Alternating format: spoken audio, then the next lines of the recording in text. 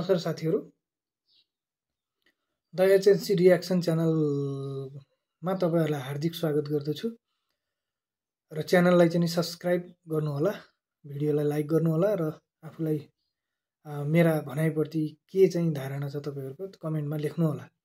मैले आज कुरा गर्न गइरहेको छु रिसेन्टली हिजो मात्रै सरकारको निर्णय भएको छ कि ऊर्जा यो विद्युत प्राधिकरणका महानिर्देशक लाई चाहिँ नि पदबाट मुक्त गर्ने एउटा निर्णय गरिएको रहेछ। त्यसका बारेमा आफ्नो धारणा व्यक्त गर्न चाहन्छु। दीपक खड्का ऊर्जा मन्त्री, कुलमान घिसिङ हाम्रो कार्यकारी प्रमुख, यिनीहरुको टकरावमा आज ऊर्जा मन्त्रीले जित्नु भयो, कुलमानजीले हार्नु भयो। सोझो कुरो त्यही हो। दुई जनाको चाहिँ मनमुटावमा कुलमानजीले हार्नु भयो।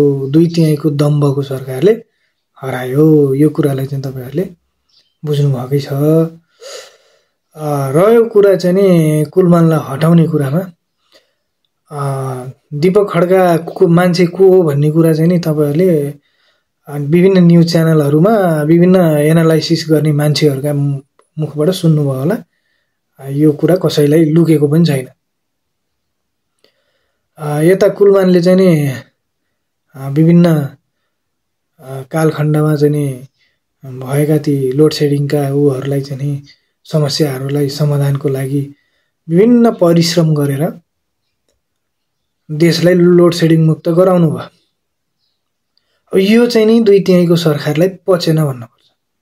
किनभने कुलमानको एउटा नाममा चाहिँ के दाग लागेको थियो भन्दाखेरि माओवादीको सपोर्टर भनेर एउटा दाग लागेको थियो। यहाँ पार्टीले नै खायो के। यो पनि कुलमानलाई पनि पार्टीगत रूपमै खाएको हो। पद पार्टीगत रूपमै खाएको। त्यही भएर म भन्छु स्वतन्त्र कुनै पनि कार्यकारी प्रमुखमा स्वतन्त्र रूपमा उम्मेदवारी दिनुपर्ने हुन्छ। स्वतन्त्र प्रधानमन्त्री पनि कार्यकारी प्रमुख हामीले नै चुन्नु पर्यो क्या। हामीले नै चुन्नु पर्यो। यहाँ हेर्नु त एउटा झापाको कुन चाहिँ क्षेत्रबाट जितेर गएको मान्छे प्रदेशको प्रधानमन्त्री भएको छ। उसले चाहिँ नि जे निर्णय गरे पनि सही हुनुपर्ने यस्तो प्रणालीले पनि अनि देश स्थायी हुन्छ। अनि देशका विभिन्न निकाय चाहिँ नि मा नियुक्ति निष्पक्ष हुन्छ भन्ने कुरामा चाहिँ हामी अझै पनि विश्वास गरेर बस्न सक्छौं। तपाईहरु आफै भन्नुस्। कुलमानले देशलाई अँधेरोबाट उज्यालोतिर लिएर आए भनेर अब अँधेरैतिर धकाल्न खोजेको त हो के रे यो। नभएदेखि कार्यकाल पूरा गर्न दिएको भए के हुन्थ्यो। अब हेर्नु यो भनेको अब बिचौलियाहरुको जित भएको हो के यो। यत्रो चाहिँ नि विभिन्न चाहिँ कम्पनीहरुमा अस्ति भर्खरै हैन सिमेन्टको छडको रेट बढाएको यिनीहरुले बढाएको हैन। कुलमानले चाहिँ नि यो बकौता नतिरेसम्म बिजुली तिर्दिन्न के रे बिजुली जोड्दिन्न तिमीहरुको फ्याक्ट्रीमा भनेपछि अनि उनीहरुले दबाब दिनलाई बढाएको हैन यो। त्यसमा सरकारले त्यो शुल्क बढाउनेलाई कारबाही गर्नुपर्ने ठाउँमा कुलमानलाई कारबाही गरेको छ अहिले।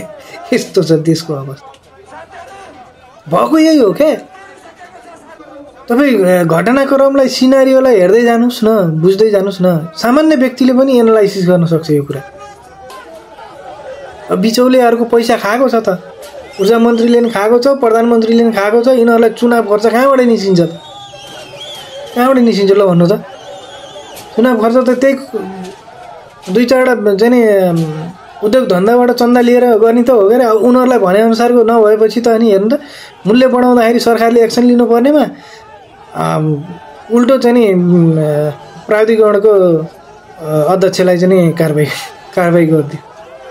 प्रष्ट छ त।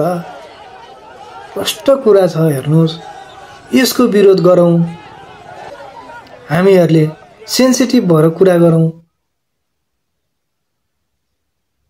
हामी युवा वर्गहरु लहैमा नलागौं। कुनै पनि कुराको एनालाइसिस गरौँ। त्यसपछि त्यो मुद्दामा चाहिँ नि अनि बल्ल आन्दोलन गरौँ के। अहिले हामी राजाको पक्षी अवस्था परिवर्तन भने व्यवस्थाको परिवर्तनको फेरि पछाडि लागेका छौँ। यसले गर्दाखेरि आन्दोलन भयो भने कसम देश झन् 25 वर्ष पछाडि धकालिनेवाला छ क्या। हामीलाई व्यवस्था जे भए पनि हुन्छ क्या। राजालाई लगेर थापना गर्ने व्यवस्था बनाइदिएर पनि केही नै हुनेवाला छैन। हामीलाई प्रत्यक्ष निर्वाचित कार्यकारी प्रमुख चाहिएको हो। सांसदहरूलाई मन्त्री होइन, सांसदहरूलाई नीति नियममा कानुन बनाउने ठाउँमा राख्न परेको हो। मन्त्री नै बन्ने हो भने सांसद पदबाट राजीनामा दिने व्यवस्था गर्नुपर्ने हो। अनि बल्ल कुर्सीको खेल हुँदैन। नियुक्ति गर्दाखेरि विज्ञ अनुसारको नियुक्ति गर्नु पर्यो क्या। यहाँ राजनीतिक पार्टीको दलको रूपमा गरेर भएन। प्रतिस्पर्धामा ल्याउनु पर्यो, प्रतिस्पर्धाबाट उनीहरूलाई नियुक्ति गर्नु पर्यो। यो व्यवस्थाको लागि लडौँ न हामी। यो मुद्दा लिएर को आउँछ? प्रत्यक्ष कार्यकारी प्रमुख, सांसदहरू चाहिँ नि नीति नियममा जाने, यदि अनि मन्त्रीहरू बनाउँदाखेरि विज्ञताको आधारमा प्रतिस्पर्धाबाट बनाउने, अनि संवैधानिक अङ्गहरूमा नियुक्ति गर्दाखेरि पनि प्रतिस्पर्धाको आधारमा गराउने, सुरक्षा निकायहरूमा नियुक्ति गर्दाखेरि पनि प्रतिस्पर्धाको आधारमा बनाउने, कर्मचारीहरूलाई चाहिँ के अरे नियुक्ति गर्दाखेरि पनि प्रतिस्पर्धाको आधारमा गराउने, स्थानीय तहमा पनि स्वतन्त्र रूपमा उम्मेदवारी गराउने। यो व्यवस्था कसले लिएर आउँछ त्यसैलाई सपोर्ट गरौँ न हामी। लैमा नलागौँ न साथी हो। यो व्यवस्था अनुसार गरौँ त ल। देशले 15-20 वर्षमा काया पलट गर्छ। हामी अहिले चाहिँ राजनीतिक पार्टीको पछि लागेका छौँ। सर्टेन पैसाको लागि, आफ्नो फाइदाको लागि हिँडेका छौँ के। हामी युवा वर्ग नै यो अवस्थामा छौँ। अनि कसरी हुन्छ ल भन्नुहोस् त। हेर्नुहोस् त विदेशी के अरे युवा जति विदेशीको। अब देशमा त यिनै बुढाखाडा नेता जस्ता मात्रै बस्ने भए। यिनीहरूका छोराछोरी पनि छैनन् नेपालमा, थाहा छ? यिनीहरूका छोराछोरी पनि विदेशमा पढ्छन्, विदेशमा बिजनेस गर्छन्। यहाँ बसिहाल्यो भने पनि उनीहरूको बा आमा चाहिँ सर्वोच्च पदमा छन्जेरसँग बस्छन्, त्यसपछि निस्किहाल्छ।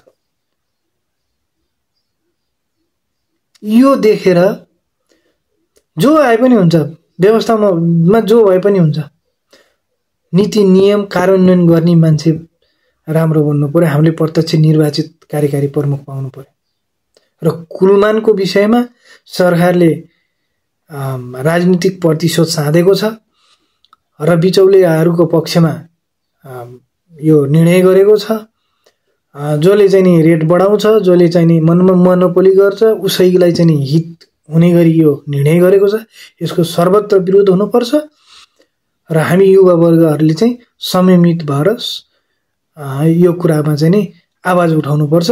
कसैको लयमा लाएर, कुनै राजनीतिक पार्टीको पछि लाएर आन्दोलनमा जाने होइन, आफ्नो व्यक्तिगत धारणा लिएर आन्दोलनमा जानुपर्छ भन्ने कुरा चाहिँ नि म यहाँहरू समक्ष राख्न चाहन्छु।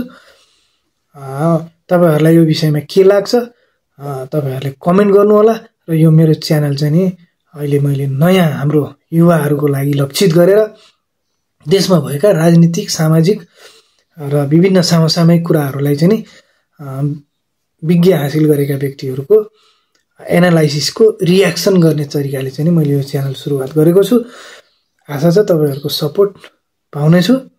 हस् त, आजलाई चाहिँ यति भन्दै बिदा दिनु होला। अर्को भिडियोमा फेरि भेट्नेछु। अहिलेलाई चाहिँ बिदा हुन्छु। हस् त, नमस्कार।